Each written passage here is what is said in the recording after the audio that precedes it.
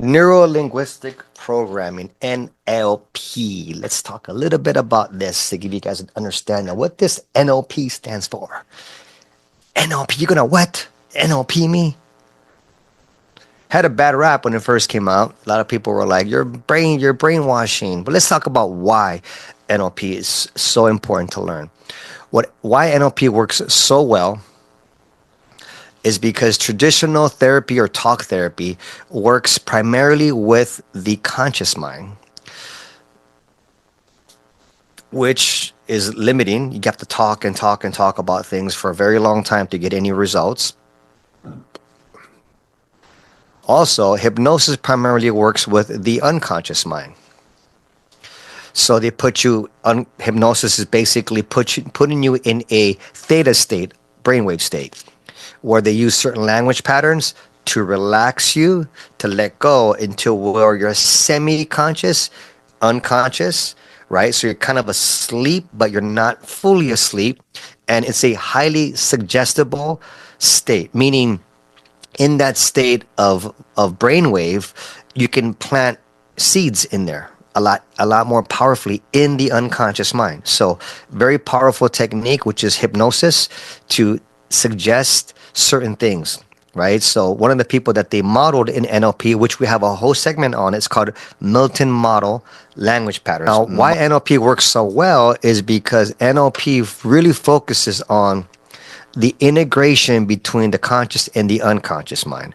So a lot of the language patterns that you're going to hear it'll sound something like this. Is it all right with your unconscious mind for you to experience this change today and for you to be consciously aware of it, right? And so that slight change, it connects both minds. So now you're conscious of what was unconscious, where hypnosis, you might wake up and be like, what happened? I don't remember anything that just happened, right? Where NLP, you'll have conscious awareness of the unconscious change, and it bridges the two, which is why it's so powerful. There is a lot of hypnotic language patterns in NLP for sure, which we're going to be teaching today, right? But how do you create how do you use those language patterns with certain tools to create transformation that you become consciously aware, so that you have the insight and the learning consciously of what happened unconsciously? And we're going to dive way more into this, right? So back to kind of, we talked a little bit about this, but it's kind of refresh, right? So conscious and unconscious mind, two different minds have two different functions and work very differently, and they're part of one mind, right? So there's not two minds, it's one mind, just different aspects of the one of your brain, right? So the frontal lobe tends to be more conscious, and the cerebellum in the back part of your brain tends to be more of the unconscious mind, right? And they have different functions for sure that we know of. Now, when those two minds are working in synergy, when they're harmonious, right? And this is what we talk about, having that harmony between different parts of your brain, and they're harmonized, right? Now your brain is working in harmony, and it's not stressed out. There's like what you say consciously, you have this internal knowing that it's true. So often when there's a disagreement between that, if I say, I am powerful and confident and I deserve abundance consciously, right? But I still have some core beliefs that are going, no, you're not. Remember what you did back then? You're a piece of shit, Michael. You did that. You're not good enough, right? So there's a disconnect between the two, right? But when there's a connection, if I say I'm powerful and loving, and my unconscious mind goes, yes, you are, right? There is a connection and a congruency between the two minds. And when there's that congruency, then we activate the third mind. The third mind is always there, by the way. It's always present. It's the God mind, the higher consciousness, your higher self, whatever name you want to give it. But once there's congruency within ourselves, then we activate and access the higher mind, right? So think of it like this. Think of it like a ship. Okay. You got a cruise ship, and on that cruise ship, there is the captain, one person, he or she. You have your woman captain running your ship. Jeremy, you have your man captain running your ship. It's one person, and he is the captain. He runs the ship. He gives orders, right? He's the one in charge of the ship, right? He's the will. He makes executive decisions, right? He filters everything. He's got to make sure everything is good. But does he operate and run the ship? Well, he's got his crew that operate and run the ship. And the crew are many, many different operators with many different functions to operate the ship. Okay? So the conscious mind, the captain of your ship says, we're going to Tahiti. Right? We're going to go to Tahiti. We're going to take a long trip from California to Tahiti. Okay? The crew goes, got it. Let's make it, right? Let's see, let's check. Do we have enough this, have enough that? Can we make it? Is it possible? Because remember, the unconscious mind, which we're going to talk about today, has several functions. Now, if there's certain core beliefs in there that they've heard of or have installed, the crew could say something like this. Hey, wait a minute. I don't know about Tahiti. I heard in Tahiti, they're still eating humans in Tahiti. I don't think it's safe to go over there in Tahiti. What if they eat us? It might not be safe, right? And so now the captain starts to doubt. Wait a minute. You heard what? They're eating humans still. And then another person in the crew says, yeah, and you know what? There's really bad storms on the way there, and we could capsize and we can drown. Oh my gosh, you heard that too. Yeah, that could happen as well. And what if we we don't calculate our fuel right? And what if we run out of fuel and we could not have enough fuel to get to Tahiti, right? So now the captain goes, shoot, maybe we shouldn't go to Tahiti because my crew is against my decision to go to Tahiti. You get it? So there's a disagreement between crew and captain. And if the crew goes, let's go anyway, and the crew is out of alignment, and there's a majority of the crew out of alignment, what happens on the ship? It's called a mutiny, right? Where the crew takes over the captain. So a lot of us, we're hijacked by our unconscious core beliefs that were learned from when we were kids, that weren't even our beliefs. They were given to us or installed in us by our upbringing. And oftentimes, they're not protecting us like we think they are. It's actually sabotaging our dreams, our visions, our passions, right? So once the crew and the captain are aligned, it's like a symphony. You got one person, the symphony leader, and you got the people playing all the instruments. And you got the symphony leader, which is the captain, is just directing the crew how to get there. But the crew has functions. Now, when that is operating and that's going, okay, now they're on their way to Tahiti because they did their work around their baggage, right? The captain commanded and did some release work on the crew. Now the release work, the crew goes, okay, I got it. I think we can make it because I don't have this fear anymore. And actually, there's a lot of data that says that we can make it because we just modeled 20 other people that made it successfully, and we got data from them. So yeah, we can make it. We actually found out that they're not actually eating people in Tahiti. It used to happen a long time ago, but no longer happens. We found out that, hey, we have more than enough gas. We found out that there's storms, but we found out that we have the right equipment to be able to detect storms, and so we can pivot. We're good. We can make it to Tahiti, right? So now there's rapport. There's rapport, right? There could still be some fear though, because it's a big trip. That's normal. Fear is okay. It's not a bad thing. It's just, it's a little big, my butt puckers a little bit because it's a big trip. Never been there before, right? It's new, right? But now you're going there. But here's the thing, is that you got a crew, you got a captain relying on their equipment, but then you have one more component here that can make the trip really, really successful. You got the pilot. The pilot. And the pilot is where? The pilot's not in the ship. A pilot is in a plane, up above, way up above. And the pilot in the plane, way up above, has the panoramic view. Can see way further than the captain can see, and the crew, and their gadgets, because the pilot is up on top and has a panoramic view and can see all of it. And the pilot is the one that can potentially really direct the captain and the crew. That's the higher mind, the one that we tap into, the one that can see further than we can see sometimes. But for that, we have to have alignment in our belief systems, in our values, for that to happen. Yes, makes sense? So just remember that analogy when it comes to building a rapport. And so our goal is to have conscious, unconscious rapport, and to really be able to tap into the higher mind, the one that is really guiding you, the one that knows your purpose, the one that requires intuition, requires you to release fears and stuff and whatnot, right? So when you have a goal, right, you have, this is my goal, this is my intention. All of you set goals in the last 2 days, and that's what your clients are going to be coming to. And what you're going to help your clients do is set a goal, right? What do you want to create in the next 3 months of our coaching? Or what do you want to create in the next 6 months of our coaching, right? Or what do you want to create by the end of the session, right? There's always an outcome that you want to install, right? So the goal is conscious. I want this, conscious mind, right? Comes from the inspiration. Remember the yes, yes, hell no? Oh, I know. I want to have more clients. I want to do life coaching to have more freedom. I want to be able to travel. Awesome, right? Now, you have that intention consciously.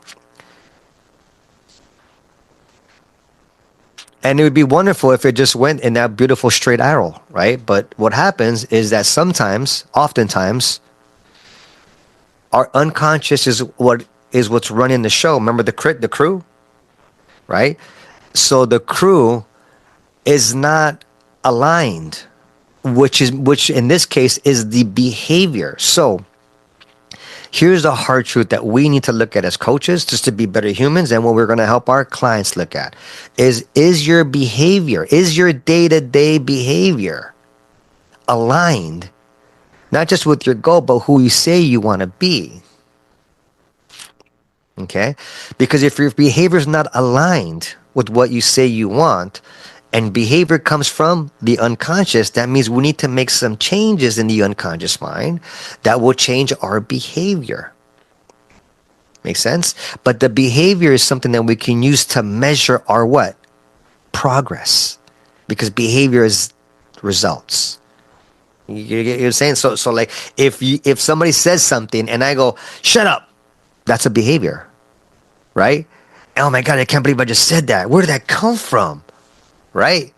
It came from, man, I don't know, that reminded me of my dad and the way my dad used to talk to me. And it triggered me, and I told that person to shut up.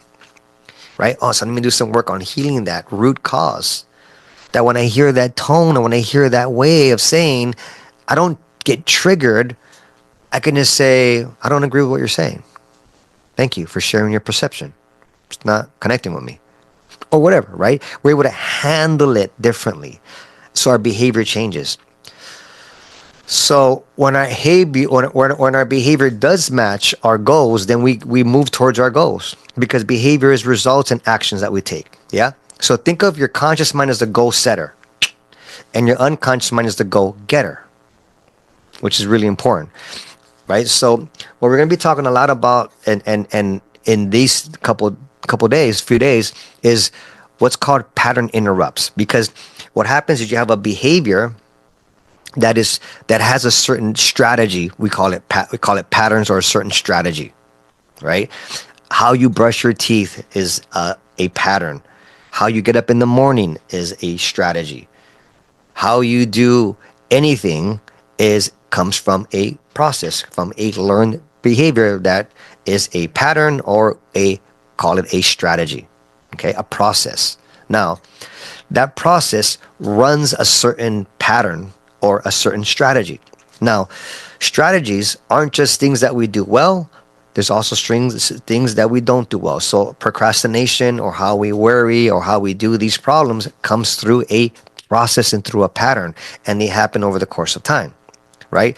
So a pattern interrupt means as the behavior is happening, you got to find the trigger of how you know unconsciously to do the pattern, and then you apply a tool, a technique, and it disrupts the pattern, the negative pattern, right? And then you can install a new strategy. Okay, so think of it like this. There's a behavior that goes a certain direction. You find a trigger You apply the tool on the trigger, and it changes the behavior towards what you want. Procrastinating, nail biting, road rage, overeating, sabotage, etc., etc., etc., etc., etc. Right? So we'll be talking a lot about pattern interrupts. There's many different ways to do pattern interrupts. There's formal and there's informal pattern interrupts. Tony Robbins, when you watch him in his coaching, when he's coaching somebody, he has tons of pattern interrupts that he does. There's a famous video that he has of him coaching the guy in front of thousands of people in the Date with Destiny video, or I'm Not Your Guru video. And the guy's on stage or standing there, not on stage, he's standing in the audience, and Tony Robbins is coaching him. And he's like stuck in this mindset. And instead of Tony Robbins letting him continue the pattern, he goes, "Is it the fucking red shoes?" Totally disrupts the pattern, right? Out of nowhere. It goes, "My red shoes." He's sitting there talking about this depression. And he goes, "It's the fucking red shoes." But he says it kind of like a joke, right? It must be the red shoes, right? And the guy goes, he starts to laugh. What do you mean the red shoes? In that moment, what he was doing is disrupting him running the pattern, where most people would have been like, "Oh my God, I feel so sorry for you." He didn't do that. And then he did that several times throughout that process. He was interrupting his strategy. Pattern interrupts, right? Crack a joke, say something different, right? You break the state. Now, the four things that we're going to be diving into of neuro-linguistic programming is number one, or first bullet point here, which is perception is interpretation. The earlier in NLP, they would say interpretation is projection, right? Because they were like, yeah, perception is projection, and they were saying because we're always projecting something onto something or somebody. Right? Projectionist means that we're sharing our perception and we're projecting. Like, Susan, this is how I see Susan, this is how I see Sonia, this is how I see Lisa, this is how I see Tally, this is how I see. I'm projecting something onto people. Right? I'm viewing people in a certain way. So perception was first thought of, oh, it's projection. But the more that you pull back the curtain, before you have a projection, you have to have an interpretation. Right? So you create an interpretation instantly, and then you project it. So perception, how you view the world, is based upon how you interpret everything. And your interpretation comes from core beliefs, core values, and meta-programming. It's based upon how you will interpret everything that you hear, everything that you see, right? So perception is interpretation. The second bullet point of the themes of NLP is empowerment, which is how to be empowered, is understanding the concept of cause and effect. So everything we do has, well, let me just say it like this. We can live in the effect of things, which is we can live in the outer world and what people do make me feel a certain way. Or we can live in the cause of things, in which is saying nothing outside of me can control how I feel because I'm responsible for how I choose to feel. That's the simplest way to explain cause and effect. And so if I have, let's see here.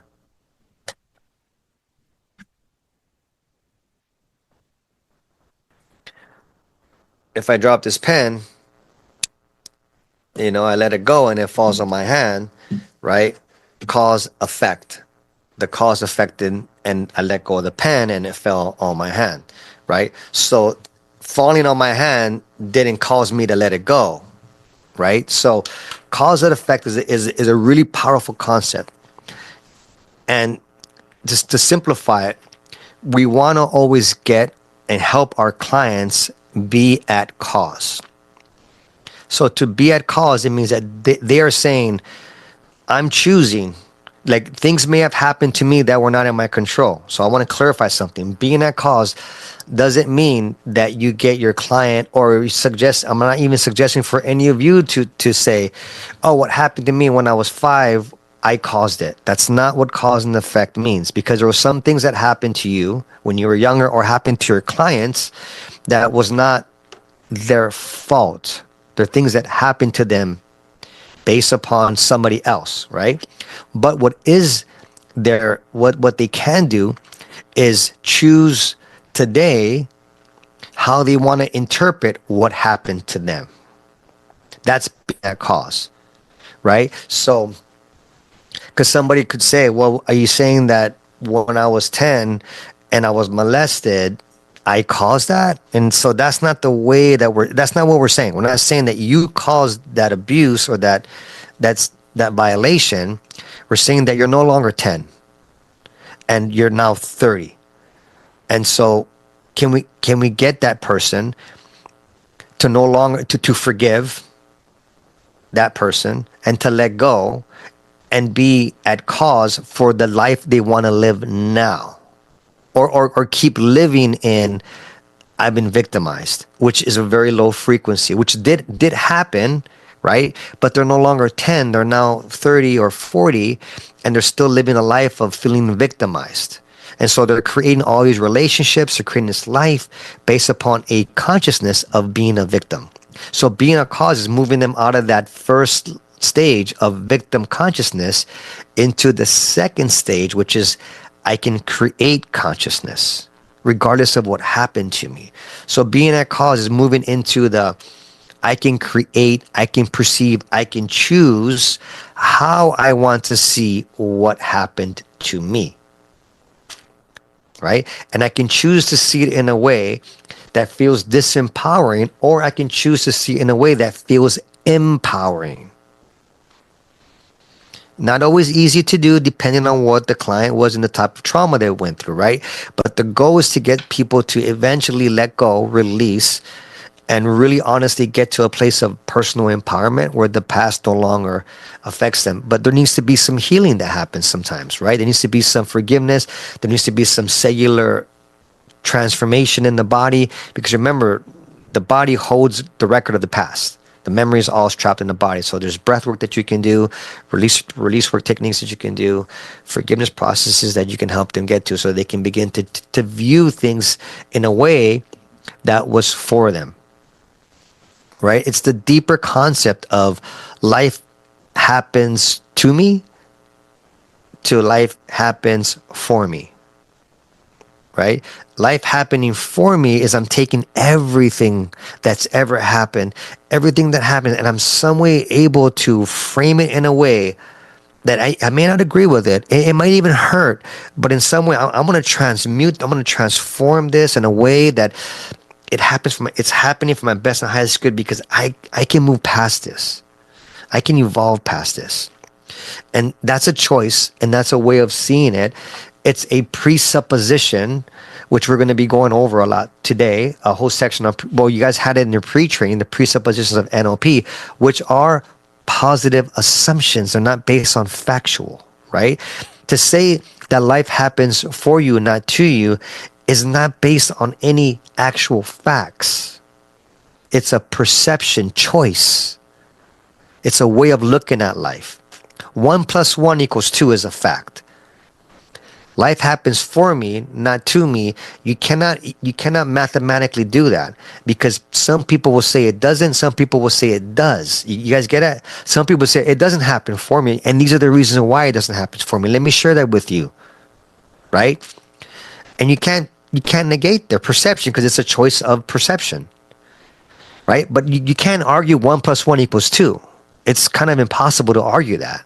It's one. You take 2 pens and you have 2. Right? But if I say to you that life happens for you, because no, it doesn't. Look, my mom dropped me on my head. My dad abandoned me. My boyfriend cheated on me. Right? My boss molested me. It doesn't happen for me. It's happening to me, right? And they're going to stand by that perception. But if we go, no, you know what? All those things happen for you, because look, through all those unfortunate things, and now that you've healed and you've learned to forgive, you learn to be free of that. Now you know that those things that happened to you weren't your fault. It's a perception choice. And now you're able to live a more empowered life because of that. So it's a way of how we view things. So that's cause and effect.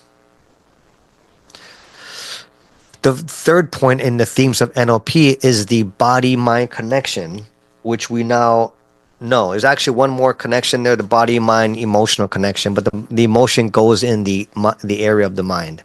So all that means is this, is that what we think about affects our body. But we know that now. We have epigenetics, lots of science. But back when NLP was first kind of created, people had I would have had to spend an hour to convince you of this.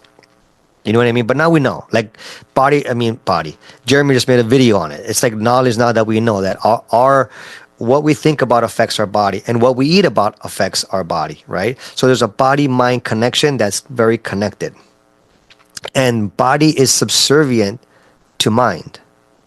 Okay, so what that means is your body needs to be directed by your mind. And oftentimes our bodies are controlling our minds by how we feel. I don't feel like it. I feel this. I feel that. I feel sad. I don't feel like it. I feel like I'm not good enough, right? And so we're allowing our bodies to control our minds. In NLP, we want to get our minds to control our bodies. Make sense? The fourth theme of NLP is the responsibility for change is ours. Nobody else. Nobody else is responsible to change. It's up to me to change myself. That's the fourth theme of NLP.